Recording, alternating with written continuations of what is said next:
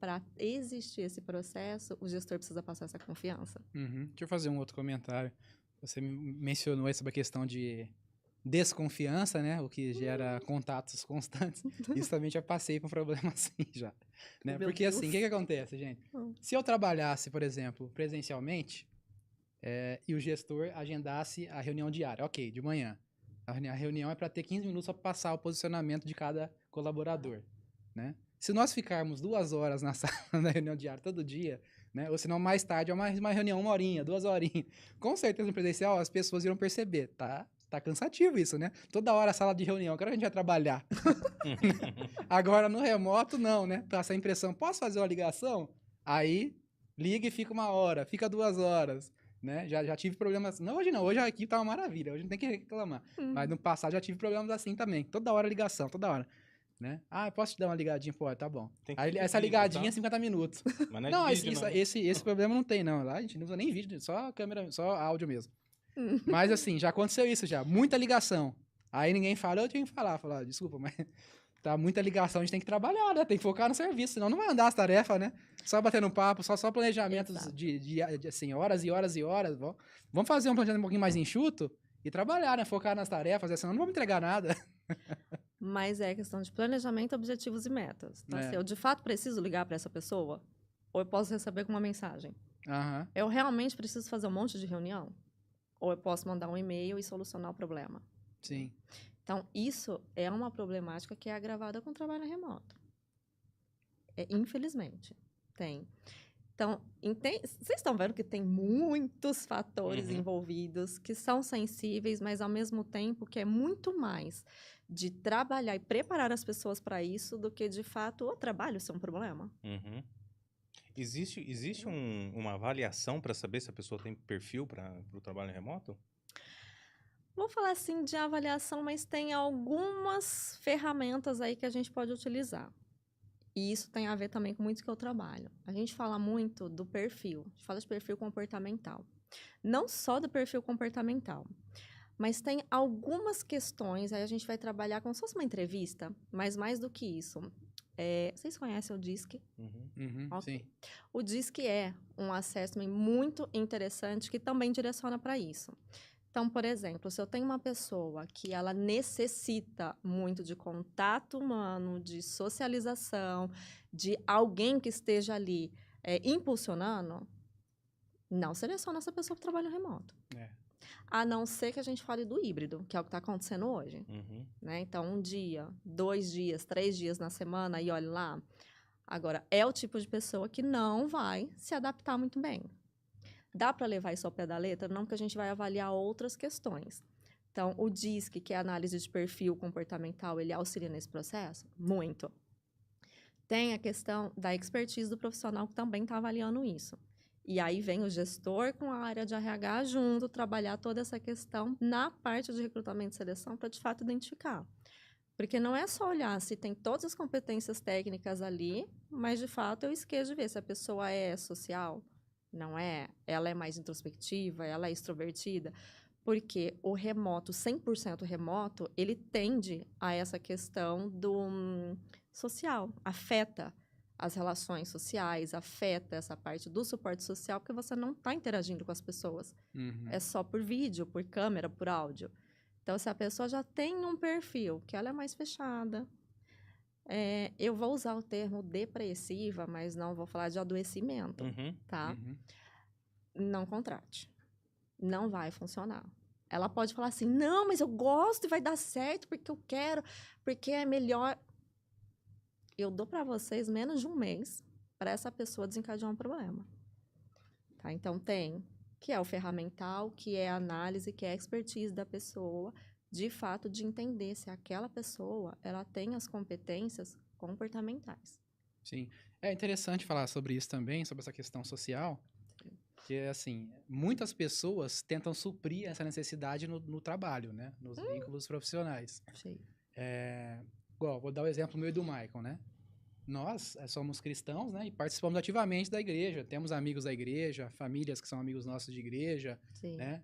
Eu participo da música, então tem pessoas próximas que a gente está sempre ensaiando, conversando sobre música, né? Gosto de jogar futebol, tem a turma do futebol.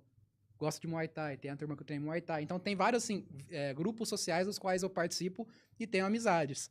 Mas eu sei que hoje em dia as pessoas estão muito na dela, assim, ficam mais em casa, né? Não saem tanto, não interagem tanto, não vão à igreja, né? Então muitas vezes a pessoa, o único vínculo que ela tem, os vínculos sociais que ela tem é no trabalho. E aí se essa pessoa não trabalha em casa, ela não vai ter vínculo nenhum. Exato. E assim, falando de ser humano, de indivíduo, é muito importante as relações sociais. Isso faz parte do nosso desenvolvimento enquanto pessoa, né? E as relações, os círculos que a gente participa. Então, de fato, tem uma preocupação que foi muito falado nisso. Mas o trabalho remoto, ele tende a causar esse isolamento social. Ele tende. Ele não causa totalmente. Sim. Então, essa pessoa também precisa aprender a desenvolver outras questões. Só que quando você trouxe o fato que a gente está numa sociedade hoje que está cada vez menos social, e é um fato, e também é um fato preocupante. Mas se a gente olhar, aí eu não vou entrar nesse assunto, porque senão nós vamos mudar a pauta e aí vamos falar só disso. Mas se a gente olhar... Deixa no segundo episódio. Mas se a gente falar desse contexto, vamos falar assim, não só Brasil, mas mundial, de tudo que está acontecendo, qual é a fala recorrente das pessoas hoje? E eu escutei, e escuto muito, não só de profissional, mas de amigos, de colegas. Eu não estou tendo paciência com gente. Uhum. Eu tava Prefiro assim bicho dias. do que gente. Eu tava assim esse dia, não preferindo bicho. Agora já tá o reborn, já prefiro o bebê reborn do que, Cadê meu reborn? bicho do que gente.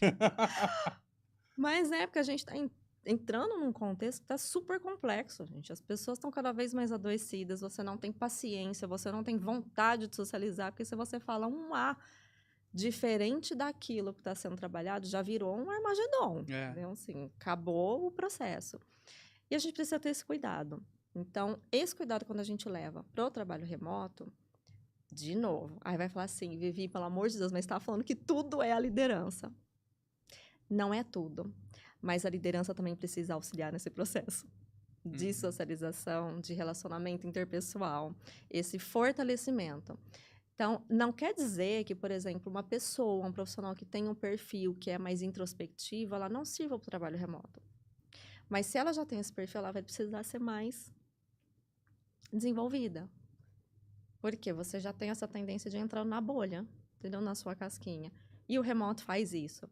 Então, uma das alternativas, que a gente fala estratégias, para aproximar o pessoal, o time que está totalmente remoto ou híbrido, que é difícil, façam, eu não vou chamar de reunião, vamos falar de café ou bate-papo, de um dia da semana, que seja na sexta ou na quinta-feira, faz uma videochamada todo mundo com um assunto nada a ver. Não é para falar de trabalho, mas é descontraído. Você pega lá seu chá, seu café, não sei o que você vai querer tomar quando você está conversando com as pessoas. Mas tragam assuntos diferentes. O que as empresas têm feito hoje, não todas, mas algumas, e funciona muito. Que seja uma vez por mês ou a cada 2 meses, que num polo onde a maior parte de concentração desses profissionais estão, você faça um encontro presencial. Mas que não seja obrigatório. Você não pode obrigar as pessoas a estarem ali. Sim. Mas tem formas de você fazer com que elas se interessem mais. Que é justamente o fato, uma confraternização, um almoço, um jantar, um café, para aproximar. Isso tem a ver também com fortalecimento de cultura? Não necessariamente, porque nesse momento a gente está falando de relação social. Mas também é um processo para fortalecer tanto a questão de trabalho, de como as coisas estão caminhando, e essa proximidade, confiança, elo, relação, como a cultura. Então, são algumas estratégias que têm funcionado. E a literatura científica, ela já também corrobora com isso. Interessante. É interessante assim, porque eu tenho... Depois comentários, tá? Não esquece. Tá, eu tenho esse perfil mais depressivo. Como é que eu falo de temperamento? Sei lá, pra mim isso é tudo bobagem. Não, duro que não é bobagem. Você Vamos me conhece cancelar, temperamentos? Conheço um pouco, não sanguíneo. Não, tudo bem. Eu me... colérico. Tá mais pro e tem o lascado que sou eu, né? Mas assim, quando eu comecei a fazer trabalho remoto, para mim aquilo ali foi uma maravilha. Eu imagino. É uma maravilha, porque, cara, eu me concentrava ali, principalmente com programação. Né? Por exemplo, eu trabalhava melhor à noite, programando.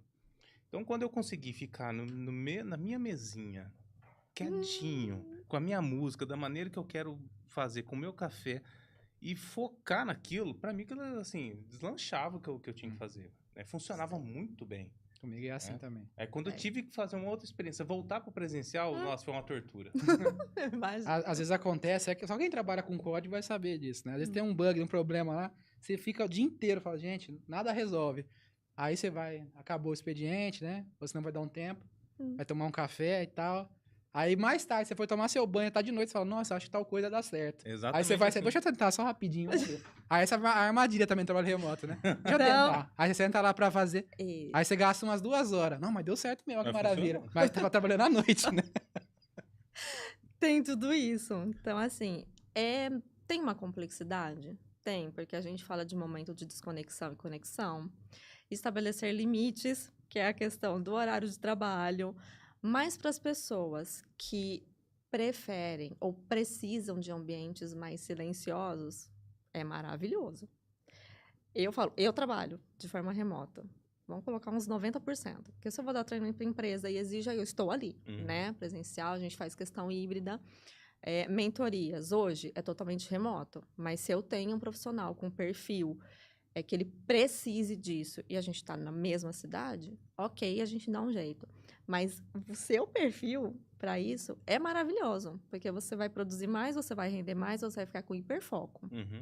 Então, eu falo que esse perfil que a gente fala, ou seja, colérico, ou que eu tô falando de ser o mais depressivo, não no sentido de adoecimento, a gente, pelo amor de Deus, né? Vou deixar isso aqui claro. Sim.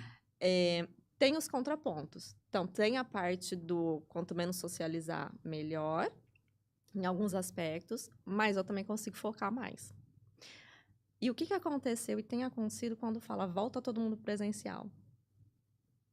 Você está obrigando. Você não conversou, a empresa não analisou se de fato isso funciona. Um outro aspecto é trabalho remoto, metas, é por entrega. Exatamente. E o que as pessoas, as empresas têm feito é cobrando presença, relatório, que você esteja online, que você... E outras tantas ferramentas e parte tecnológica que surgiu para realmente monitorar se você está conectado. É uma loucura isso.